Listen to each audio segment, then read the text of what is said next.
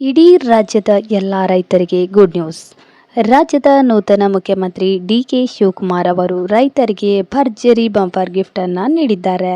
ನಿಮ್ಮ ಜಮೀನಿನ ಪಹಣಿಯಲ್ಲಿ ಬ್ಯಾಂಕಿನ ಸಾಲ ತೋರಿಸುತ್ತಿದ್ದರೆ ತಪ್ಪದೆ ವಿಡಿಯೋವನ್ನು ಸ್ಕಿಪ್ ಮಾಡದೆ ನೋಡಿ, ಏಕೆಂದರೆ ಪ್ರತಿಯೊಂದು ಮಾಹಿತಿಯನ್ನು ಇಂಚಿಂಚು ಕೂಡ ನೀಡಿದ್ದೇನೆ.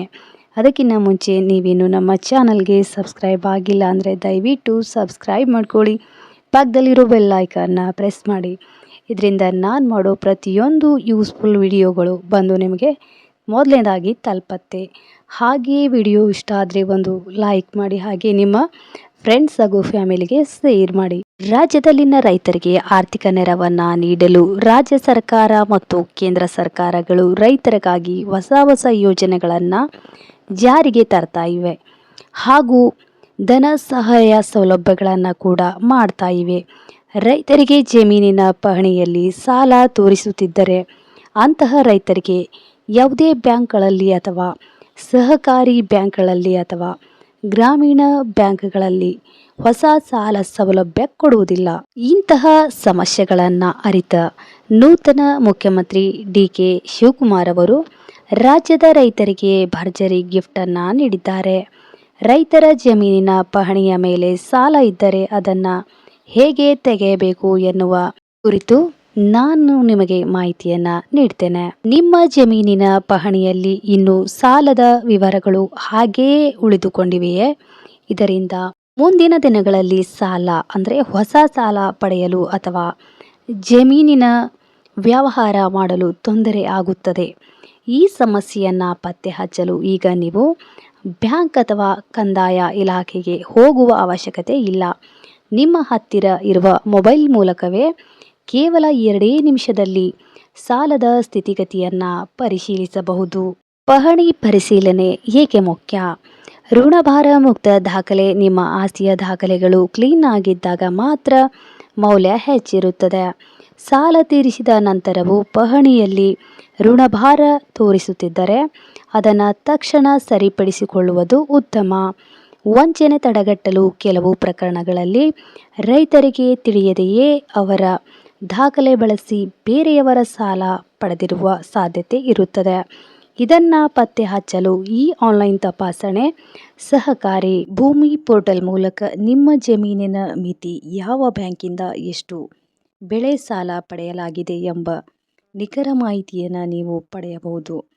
ಒಂದು ವೇಳೆ ನೀವು ಸಾಲ ಕಟ್ಟಿದ್ದರೂ ಪಹಣಿಯಲ್ಲಿ ಸಾಲದ ಎಂಟ್ರಿ ಉಳಿದಿದ್ದರೆ ಸಂಬಂಧಪಟ್ಟ ಬ್ಯಾಂಕ್ ಶಾಖೆಗೆ ಭೇಟಿ ನೀಡಿ, ಮ್ಯಾನೇಜರನ್ನು ಭೇಟಿ ನೀಡಿ ನೀವು ಸಾಲ ತೀರಿಸಿದ ರಸೀದಿ ಅಥವಾ ಸಾಲದ ಮುಕ್ತ ಪತ್ರವನ್ನು ಸಲ್ಲಿಸಿ ಪಹಣಿಯಲ್ಲಿನ ಸಾಲದ ಎಂಟ್ರಿ ತೆಗೆದುಹಾಕಲು ಬ್ಯಾಂಕ್ ರಿಲೀಫ್ ಆರ್ಡರ್ ನೀಡುವಂತೆ ಮನವಿ ಮಾಡಿ. ಬ್ಯಾಂಕ್ನಲ್ಲಿರುವ ಆನ್ಲೈನ್ ಮೂಲಕ ಕಂದಾಯ ಇಲಾಖೆಗೆ ಮಾಹಿತಿ ರವಾನಿಸಿದ ನಂತರ ನಿಮ್ಮ ಪಹಣಿಯಲ್ಲಿನ ಸಾಲದ ವಿವರ ತಾನಾಗಿ ಅಳಸಿ ಹೋಗುತ್ತದೆ. ಡಿಜಿಟಲ್ ವ್ಯವಸ್ಥೆಯ ಲಾಭ ಪಡೆದು ರೈತರು ತಮ್ಮ ಭೂ ದಾಖಲೆಗಳನ್ನು ಕಾಲಕಾಲಕ್ಕೆ ಪರಿಶೀಲಿಸಿಕೊಳ್ಳುವುದು ಉತ್ತಮ. ರಾಜ್ಯದಲ್ಲಿ ಅನೇಕ ರೈತರು ಸಾಲದ ಮೊತ್ತವನ್ನು ಪಾವತಿಸಿದರೆ ನಮ್ಮ ಸಾಲ ಎಲ್ಲ ಕ್ಲಿಯರ್ ಆಯಿತು ಅಂತ ತಿಳಿದುಕೊಂಡಿರುತ್ತಾರೆ. ಆದರೆ ಜಮೀನಿನ ಪಹಣಿಯಲ್ಲಿ ಸಾಲ ಪಡೆದ ಮೊತ್ತ ಹಾಗೇ ಉಳಿದುಕೊಂಡಿರುತ್ತದೆ. ಯಾವುದೇ ಬ್ಯಾಂಕ್ಗಳಾಗಲಿ ಅಥವಾ ಯಾವುದೇ ಕ್ಷೇತ್ರಗಳಲ್ಲಿ ಹೊಸ ಸಾಲ ಸೌಲಭ್ಯ ನೀಡಲು ನಿರಾಕರಿಸುತ್ತಾರೆ. ಆದರೆ ಅನೇಕ ರೈತರು ಈ ಪಹಣಿ ಮೇಲೆ ಇರುವ ಸಾಲದ ಮೊತ್ತವನ್ನು ತೆಗೆದುಹಾಕುವುದು ಹೇಗೆ ಮತ್ತು ಅದನ್ನು ತೆಗೆದುಹಾಕುವುದು ಎಲ್ಲಿ ಅನ್ನುವ ಗೊಂದಲದಲ್ಲಿ ಇರುತ್ತಾರೆ. ರೈತರು ಅದನ್ನು ಹಾಗೆ ಇಟ್ಟಿರುತ್ತಾರೆ ಹಾಗೂ ಇನ್ನೂ ಕೆಲವು ರೈತರು ಸಾಲದ ಮೊತ್ತ ಈಗಾಗಲೇ ಪಾವತಿಯೊಂದಿಗೆ ಅದನ್ನು ಹೇಗೆ ತೆಗೆಸಬೇಕು ಎಂದು ತಾನಾಗಿಯೇ ಹೋಗುತ್ತದೆ ಎಂದು ಭಾವಿಸಿರುತ್ತಾರೆ.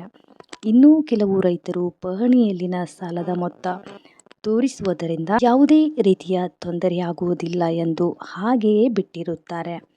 ಈ ರೀತಿಯಾಗಿ ಜಮೀನಿನ ಪಹಣಿಯಲ್ಲಿನ ಸಾಲದ ಮೊತ್ತ ಹಾಗೆಯೇ ಉಳಿದುಕೊಂಡಿರುವುದರಿಂದ ಯಾರೇ ಆಗಲಿ ನಿಮ್ಮ ಜಮೀನಿನ ಪಹಣಿ ನೋಡಿದ ತಕ್ಷಣ ಈ ಜಮೀನಿನ ಮೇಲೆ ಈ ಬ್ಯಾಂಕಿಂದ ಸಾಲ ಇದೆ ಎಂದು ಪರಿಗಣಿಸಿ ನಿಮಗೆ ಯಾವುದೇ ಹೊಸ ಸಾಲಗಳು ಹಾಗೂ ಸರ್ಕಾರದ ಯಾವುದೇ ಸೌಲಭ್ಯಗಳನ್ನು ಗೊಳಿಸಬಹುದು. ಅದಕ್ಕಾಗಿ ಈ ಜಮೀನಿನ ಪಹಣಿಯ ಮೇಲೆ ಇರುವ ಮೊತ್ತವನ್ನು ತೆಗೆದುಹಾಕುವಲ್ಲಿ ಈ ಹಿಂದೆ ಹೇಳಿದಂತೆ ನೀವು ತೆಗೆದುಹಾಕಬಹುದು.